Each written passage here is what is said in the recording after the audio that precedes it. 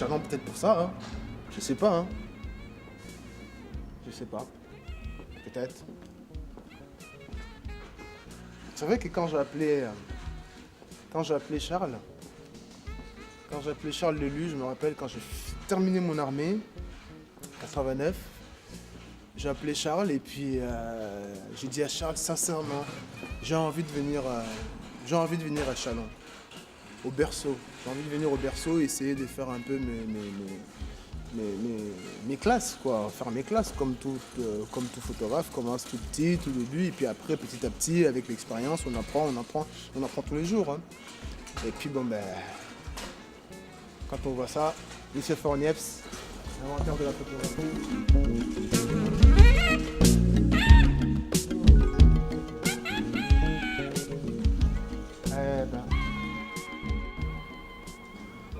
On va essayer de mémorer sa mémoire, hein. On va essayer de t'amener jusqu'au bout, hein. Il ne sera jamais mort, ce type, hein. Il est toujours avec nous, il est toujours auprès de nous. Comme on dit toujours, il y a un Dieu. C'est notre Dieu, voilà. Il est là. Il est toujours avec nous, on pense toujours à lui. En plus, avec son musée qui est là, bon, on peut jamais l'oublier, quoi. Eh ben, qu'est-ce que je peux lui dire? Merci, c'est tout.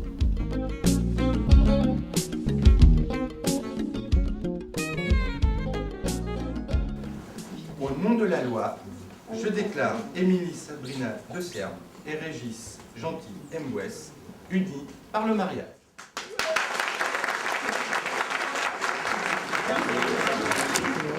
Voilà.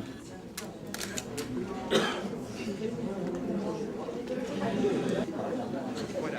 Et toutes mes félicitations et tous mes vœux de bonheur.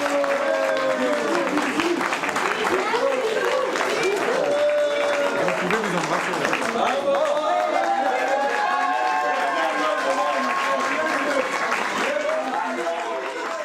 C'est des amis à moi, oui, c'est des amis que je connais, ça fait 3 ans qu'on se connaît. Et ils habitent à Dijon. Elle, leurs parents, ils habitent ici. Elles sont venues se marier ici à Chalon. Et aujourd'hui, ça va être une très grande fête. Parce que mariage mixte, mariage, comme on dit chez nous, ça porte bonheur. Alors, on va essayer de vivre ça pleinement toute la journée, d'en profiter. Et puis on va voir comment ça va se passer.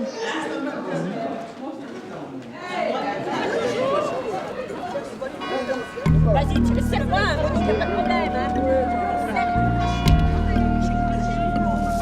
Voilà.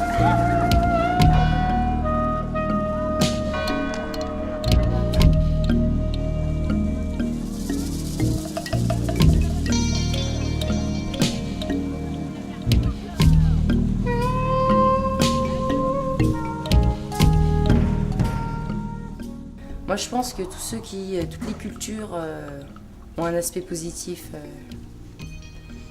sur l'éducation, sur le comportement, sur le niveau de vie. Je pense pas qu'il y en a une qui soit péjorative, quoi.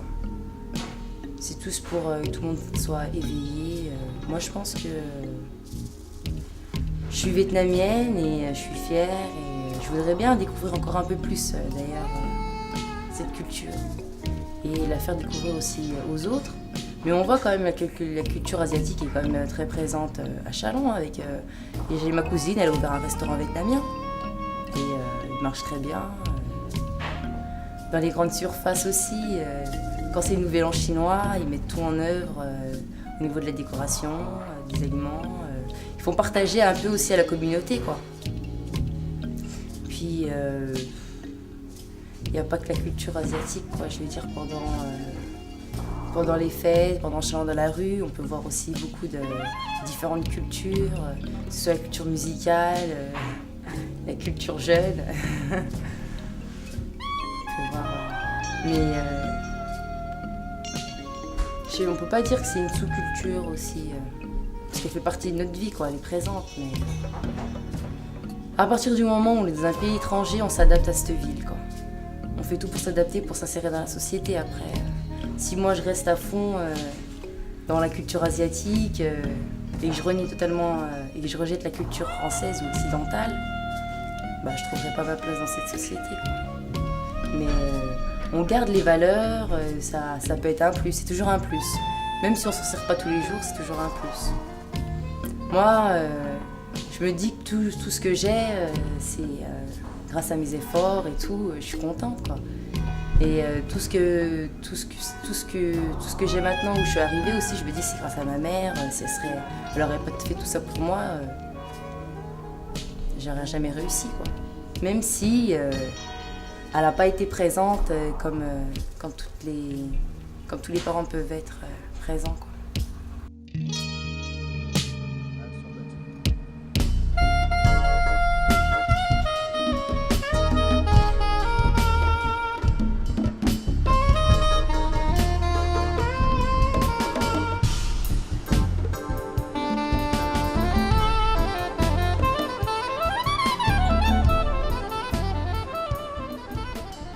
J'ai rêvé que je faisais mes photos de mes mariés avant.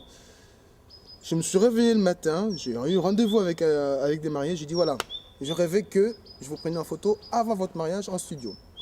Une photo, c'est moi qui impose ce que j'ai envie de voir de vous, et une photo, c'est vous qui vous laissez aller, vous faites ce que vous avez envie de faire. Ah ben, qu'est-ce qui s'est passé aujourd'hui? J'ai fait des images sur le regard. Et la femme, elle ressemble tellement à Dalida. Elle a dit, je vais vous chanter Dalida. Moi, c'était beau. Elle m'a chanté Dalida. Et son mari qui était là, assis à train de le regarder, elle dit, mais c'était excellent. Elle me faisait des gestes, machin. Et bien voilà, ça c'est des images, c'est le partage quoi, en fait. C'est ça qui est beau.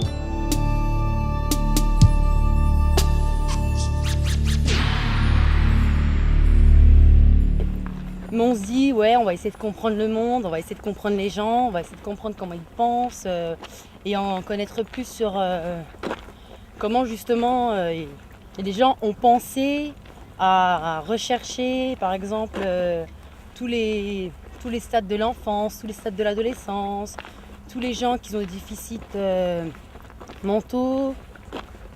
Connaître un peu plus ce que c'est la schizophrénie, parce qu'on tout le temps on emploie le mot psychopathe, mais lui c'est un psychopathe, lui il est fou, lui il va voir un psychologue, il est cinglé directement, on dit ouais ils vont voir un psychologue, ça y est, on est fou. Mais non en fait c'est juste pour se faire aider, se faire comprendre, essayer de trouver solution à nos problèmes.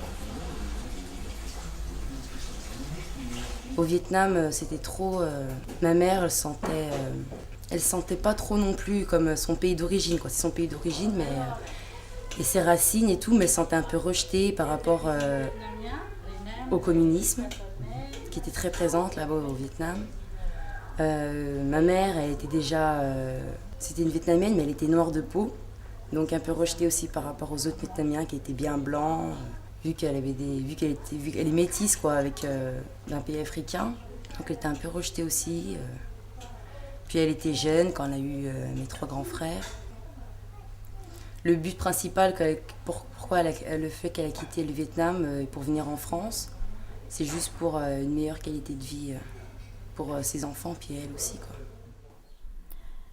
Y a une loi dans mon village comme quoi que tous les enfants qui sont un petit peu avec les Français, il faut quitter au Vietnam, soit noir ou soit blanc.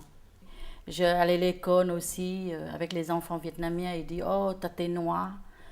Et dans le village aussi, ils disent que je suis noire parce que je ne suis pas vietnamien. Ils ont dit « Oh, t'es un foncé noir ». Et moi, quand je grandis, je vis avec ma mère. Ma mère, elle y avait un deuxième mari, ça veut dire que mon père est parti. Et ma mère, elle la met avec un monsieur vietnamien. Et quand j'étais 3 ans, 4 ans, et quand il a sorti du boulot, travail, moi je rentrais, j'ai dit « Papa ». Et les Vietnamiens me disent « Non, non, non, c'est pas ton père, c'est un Vietnamien, et toi, t'es noir, toi, t'es un foncé noir, toi. C'est pas sa fille ». Et ma mère, des fois, elle disputait avec les gens comme ça, et même mon beau-père que je dis qu'il a comprendre que je réagis mal. Je suis un bébé, mais je dis, mais comment ça fait? Les gens, il a dit que je ne suis pas sa fille. Et moi, je connais que lui. Parce que quand je grandis, mon père est parti déjà. Et après, à la suite, les gens, ils se moquent de moi. T'as une foncée noire. Même les jeunes, même les copines, copains, dans le village, ils ont dit que je suis une foncée noire. Et je crois que je suis une foncée noire, c'est tout. Je ne sais pas si je suis une Martiniquaise ou un Africain, je ne sais pas, ça n'existait pas pour moi, ça. Même j'étais des jeunes, tous les Vietnamiens, ils sont un peu racistes aussi. Hein. Ils n'aiment pas des peaux noires, quoi. Ils voient que je suis une femme noire, ils ont dit toi, t'es une Française noire. Mais ils aiment bien les Français blancs. Par exemple, j'avais yeux bleus, yeux verts, cheveux jaunes. Ils adorent ça. Pour eux, ils adorent ça. Mais moi, les enfants noirs, ils n'aiment pas.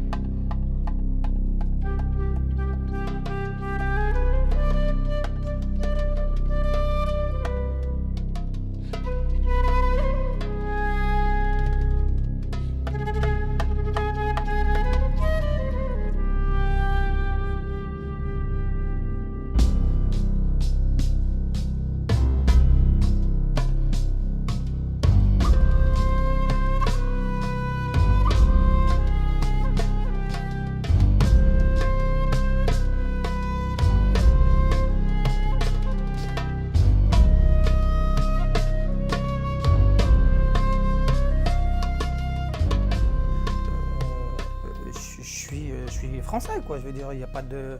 Je ne peux pas me dire non, je suis différent d'eux au niveau des codes sociaux, quoi. Donc voilà. Moi, je me sens... J'ai plus de mal, si on parle d'intégration, quand je vais au Maroc, par exemple.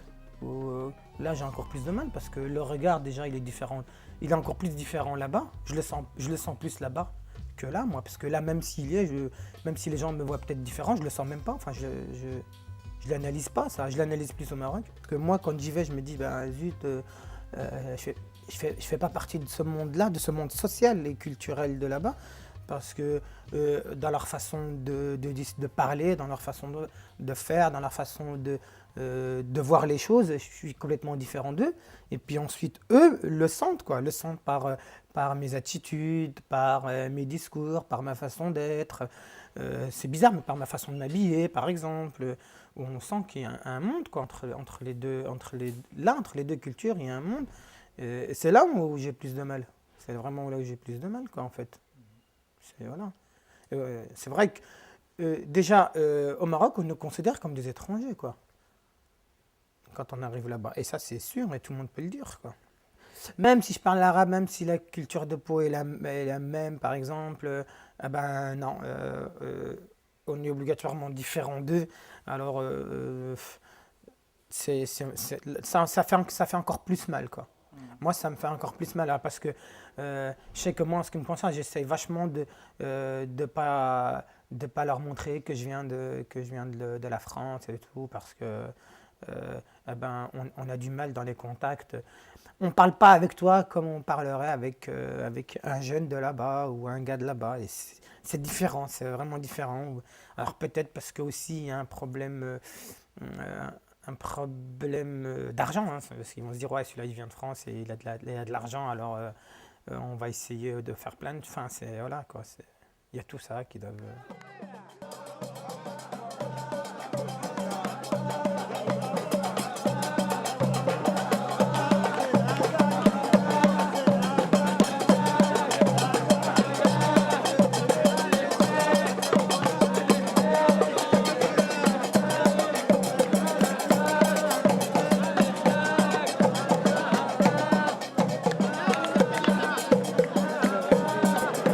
Là, on est à Orléans. On est venu à Orléans parce qu'on a eu ce contrat. Donc, c'est toutes les mairies d'Orléans et des agglomérations alentours, enfin des petites villes alentours, qui ont organisé une soirée et qui ont fait appel à nous pour organiser une soirée donc, sous le thème oriental avec notre concept. On se produit avec nos artistes, donc les musiciens et les danseuses, hein, et le décor qu'on a mis en place. Et avec tout ce qu'ils nous ont demandé. Ils voulaient un petit marché aux épices, donc des endroits un peu typiques, orientaux, où les gens sont assis sur des pots, des banquettes, des choses comme ça. Et on va avoir une animation thé à la menthe pour leur expliquer comment on fait le thé à la menthe en Afrique du Nord. Une animation avec de la sculpture réunie sur les mains. Donc voilà, c'est d'essayer d'apporter un peu et de faire découvrir un peu nos origines, nos cultures. Hein. L'Afrique du Nord, en l'occurrence le Maroc. À la base, c'était surtout pour l'emmener dans la rue. Parce que comme nous, on vient de la rue, on fait du spectacle de rue à la base. Et on voulait emmener ça dans les festivals, dans les foires, dans les rues, dans la rue, quoi. Donc c'est pour ça qu'en fait, c'est des chapiteaux qui se montent dans la rue. Et on apporte ça un peu partout. Voilà. Sauf que ce soir, oui, on est dans une salle des fêtes parce que le client, ça lui coûtait moins cher de faire ça dans une salle des fêtes. Et voilà. Voilà.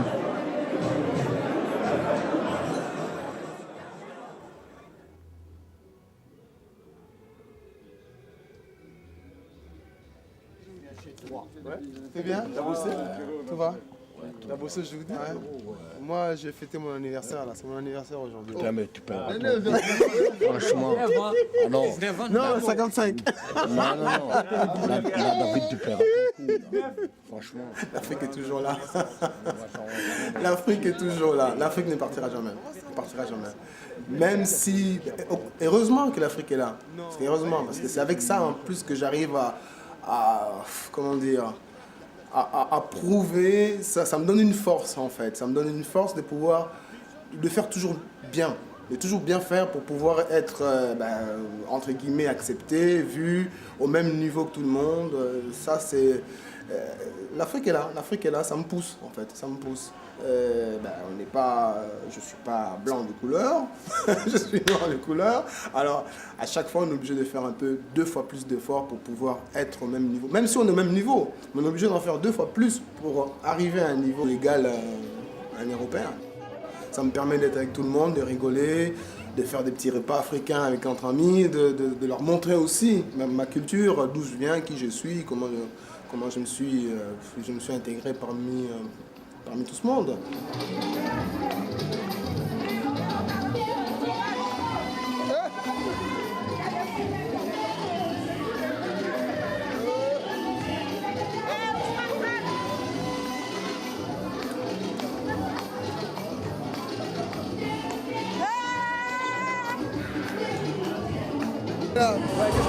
Là, je fête mon anniversaire.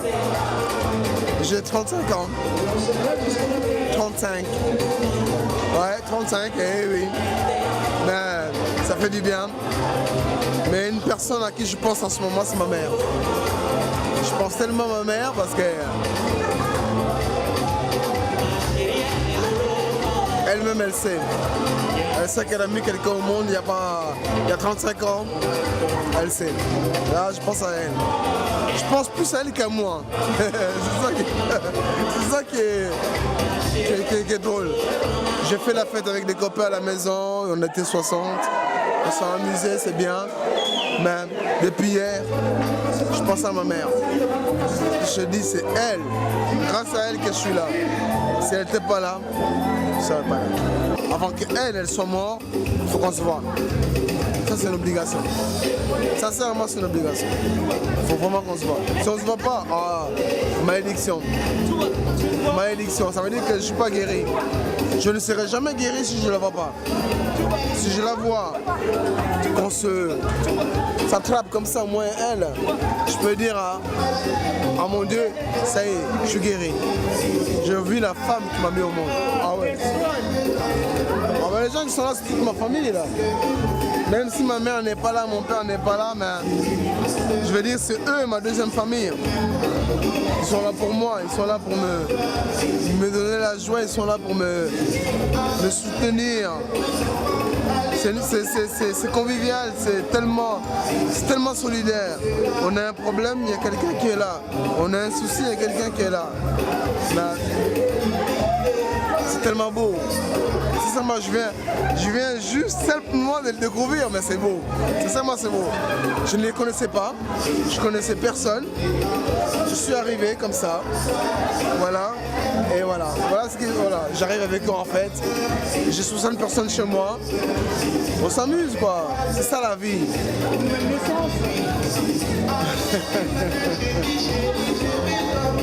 C'est une renaissance. C'est une renaissance. Ouais, c'est vrai.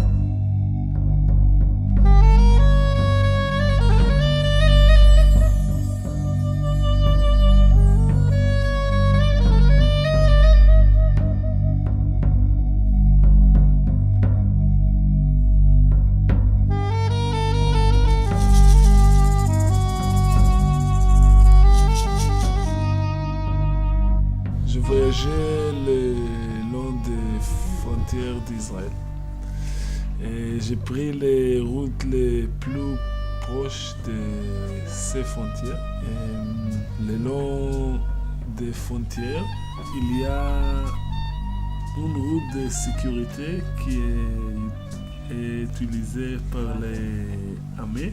Et à partir de là, ce voyage est la vôtre.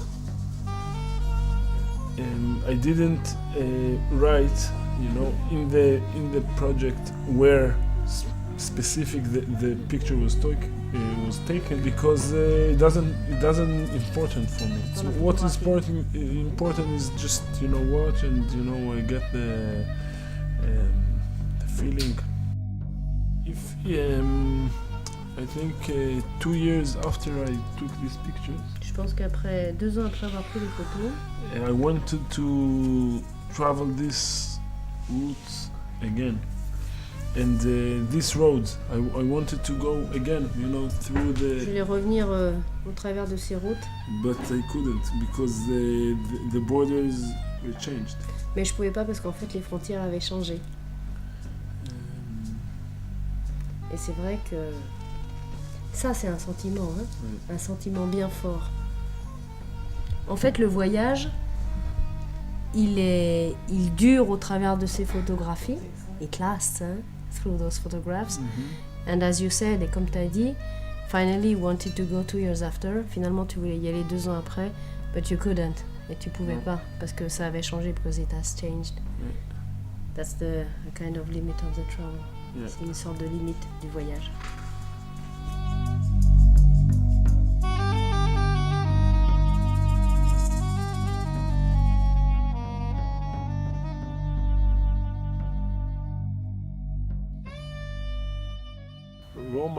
Rome or the Romans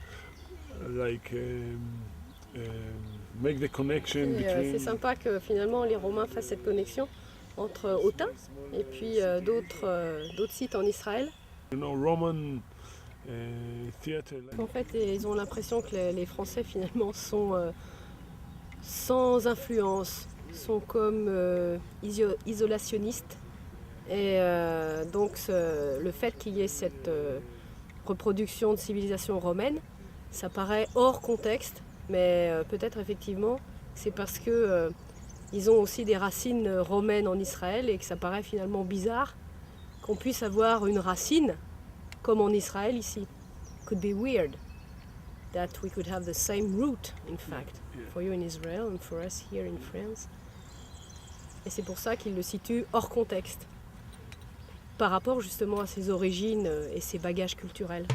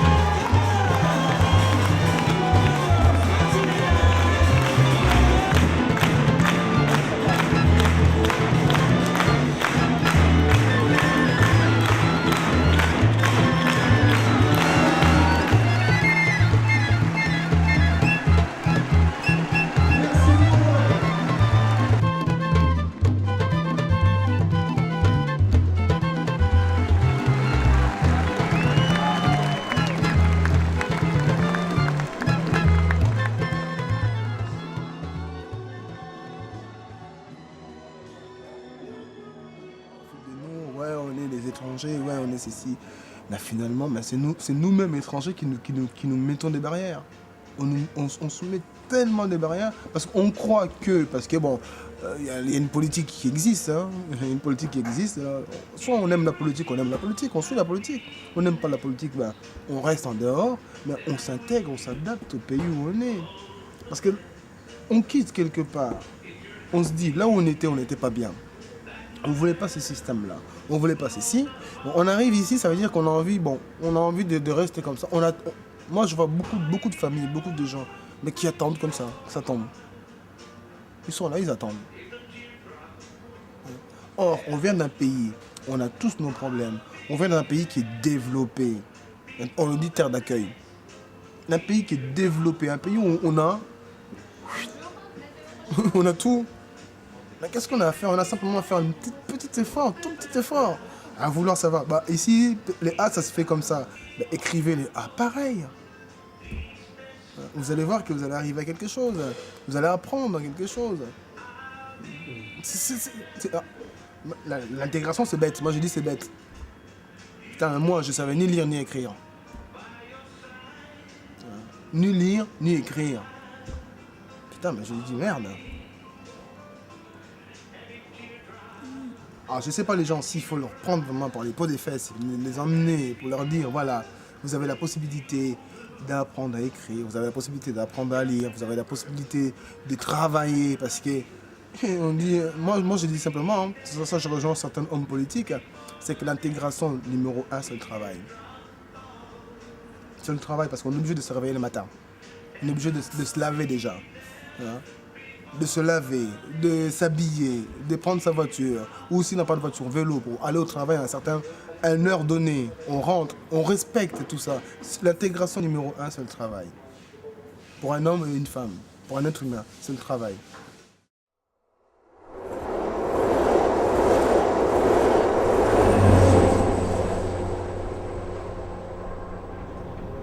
Je partage pas ma façon de vivre, mon éducation dans les deux cultures, quoi. Je fais un mélange des deux. Donc ça m'enrichit.